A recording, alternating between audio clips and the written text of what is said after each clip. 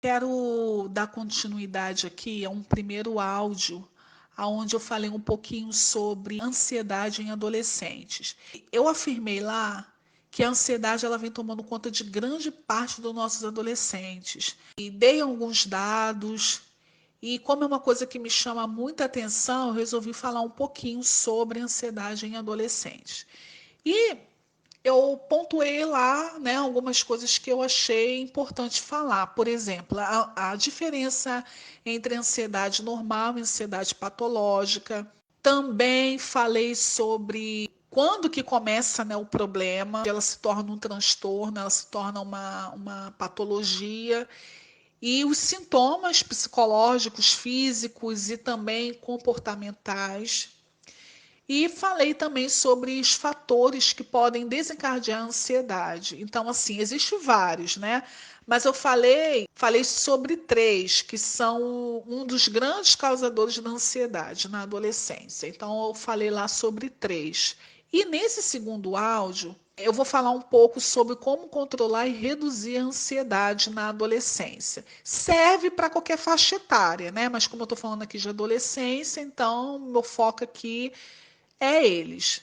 Só que para você entender um pouco, é bom você voltar no primeiro áudio. Então, quem não ouviu, tá o primeiro áudio, volta e ouve lá o primeiro áudio, depois você volta para cá, tá bom? Como posso controlar e reduzir a ansiedade na adolescência? Primeiro, você jovem ou você familiar que convive com um jovem ansioso, tá? Tente localizar os fatores geradores do estresse. Como que é isso, Ingrid? Eu vou avaliar, eu vou buscar perceber aonde, em que situação, em que problema, em que lugar ou com quais pessoas o estresse vem. Os sintomas da ansiedade vêm. A crise de ansiedade vem. Quando eu consigo localizar, isso me ajuda o quê? A criar algumas ferramentas para que eu possa trabalhar nisso e controlar e reduzir a ansiedade. Ingrid, então é bom evitar? Bom, nem sempre, tá? Às vezes você evitar uma situação, às vezes pode até aumentar a tua ansiedade, porque você não resolve o problema. Então tem situações que precisa ser resolvida. Quando eu fico evitando, gera-se mais ansiedade. Então não é o fato de eu tentar localizar esses fatores, não é para eu ficar evitando, é para eu tentar resolver da melhor forma possível. Segundo ponto aí, permita-se, jovem, tá? Ou você, familiar que convive com um jovem ansioso, permita esse jovem ficar triste. Você, jovem que tem alguns momentos de tristeza, permita-se ficar triste. Uma coisa muito importante vivemos num mundo, numa sociedade que fala o tempo todo de felicidade, né? Fala o tempo todo de beleza, de sucesso. Então, as pessoas elas têm na mente que sucesso é rir 24 horas, ser feliz 24 horas, dá tudo certo o tempo todo e não é assim que funciona. Então, eu quero dizer para você uma coisa que muitas vezes a gente esquece. Nós somos seres humanos e seres humanos imperfeitos e limitados, seres humanos que sentimos dores, fome, tristeza. Então a tristeza ela faz parte do ser humano. Então, em alguns momentos, permita-se ficar triste. Por que você não pode ficar triste em alguns momentos, né? Que cobrança exagerada é essa?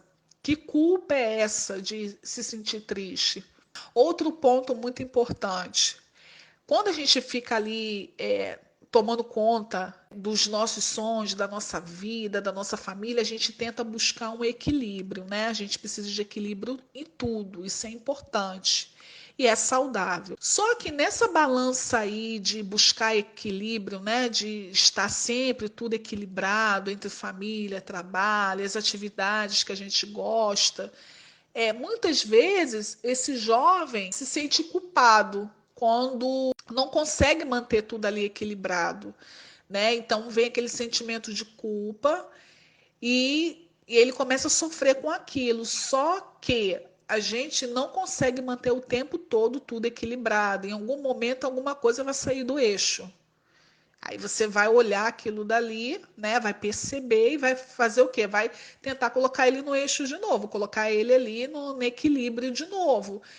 Então, muitas vezes, a culpa de se sentir triste, a culpa que não está conseguindo manter tudo ali equilibrado, faz você sofrer demais, né? Então, por exemplo, às vezes o jovem sempre tira 10, tira 9, tira 8 na escola, aí o dia que ele tirou 6, ele se culpa e ele não aceita, ele sofre com aquilo.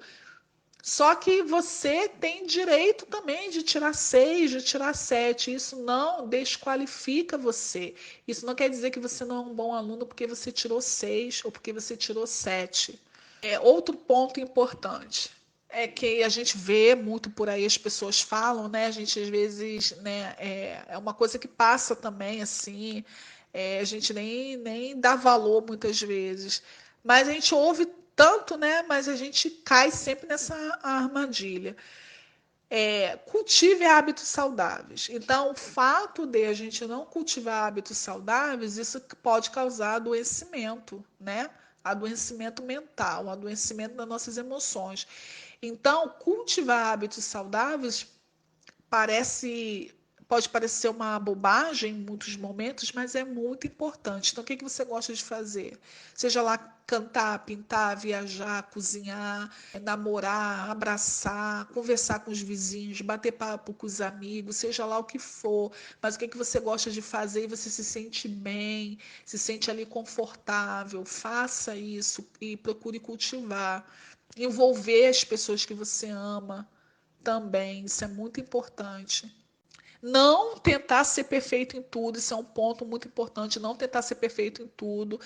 Todos temos limitações. Então, a pessoa que ela quer controlar tudo, ela quer dominar tudo, ela quer ter aquele sentimento que está tudo sob controle, você não vai dar conta de tudo, você não tem como dar conta de tudo. Então, essa coisa de perfeccionismo, a pessoa que ela tem isso, perfeccionismo, ela sofre demais, porque ela quer deixar tudo ali da forma que ela acha que tem que ser e quer controlar e ela sofre com isso, porque ela percebe em vários momentos que ela não está dando conta e ela começa a se culpar, aí vem insegurança, vem a baixa autoestima, ok?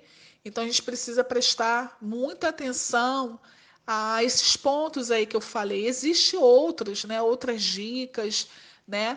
Mas não dá para falar muito aqui. Mas se atente, pais também, procure conversar mais com seus filhos, né? Às vezes os pais ausentes, ou então é, até presente, mas faz tudo para os filhos, não deixa os filhos terem autonomia. Isso também provoca insegurança, baixa autoestima e acaba gerando ansiedade nesse adolescente. Então, é um trabalho em equipe. Então, os pais, os responsáveis precisam estar atentos e você, jovem, também preste atenção naquilo que você tem colocado diante dos teus olhos, diante dos teus ouvidos, diante das suas mãos. Às vezes você, jovem, diz que está sofrendo com ansiedade, você está procurando ambientes que estão gerando mais ansiedade, você está assistindo coisas que aumentam mais a tua ansiedade. Então, vamos supor, tá? Um exemplo, nesse período agora aí de pandemia, quantas pessoas ficaram mais ansiosas porque ficaram o dia todo ouvindo noticiários, até fake news, notícias, falando ali o tempo todo sobre esse vírus, né? E tantas pessoas morreram, e não sei quantas pessoas mais que vão morrer, e tantas mil pessoas já morreram. Então, assim, claro que a gente precisa buscar informações, sim, mas muitas pessoas sofreram muito, tiveram ansiedade, crise de pânico, depressão, porque ficaram o dia todo ouvindo essas notícias. Então, a gente precisa prestar atenção nisso também, né? O que que eu estou assistindo? Será que, de repente, aquele filme, aquele jogo, será que não está aumentando mais a minha ansiedade? Pais, preste atenção nas amizades dos seus filhos, o que eles têm assistido, o que que eles têm visto. Procura conhecer mais os seus filhos nos ambientes que eles têm andado. Converse com seus filhos sobre tudo. Isso é muito importante, ok? Espero mais uma vez poder ter ajudado mais um pouquinho vocês, tá bom? Obrigada e até outro momento.